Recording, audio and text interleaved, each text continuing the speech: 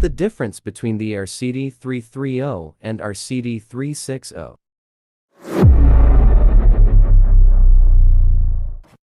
Hey, everyone! If you're into car infotainment systems, you know, they've come a long way. Nowadays, they offer seamless connectivity, awesome sound quality, and super intuitive interfaces. I want to talk about two popular models, the RCD330 and RCD360. Both have fantastic features, but understanding their similarities and differences can help you pick the right one. I'm going to break it down into 5 key points for you. 1. Screen size and resolution. Both models feature a 6.5-inch screen that maintains the original factory look, much like the RNS510 and 310. These capacitive screens are glare-free, so you can see them clearly even when the sun's shining. 2. Output. Both units offer 50-watt XFR output. While their sound quality might not match the higher-end RNS510 or MIB200, and they don't have dedicated interfaces for Dynaudio or Fender audio systems, they still deliver solid audio for most drivers. 3.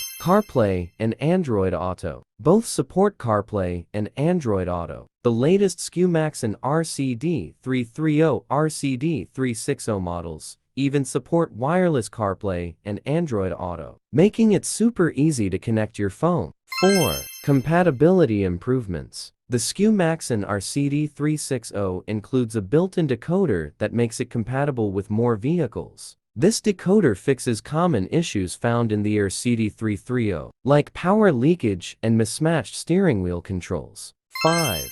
Media input shift. The RCD330 has an AUX port for your media input, but the RCD360, it swaps the AUX port for an SD card slot. This change aligns with modern media habits, giving you more flexibility for storing and playing your media. So, there you have it. By understanding these differences, you can choose the infotainment system that best fits your needs and makes your drive more enjoyable. Thanks for watching. We're all about upgrading Volkswagen, so follow us for more tips.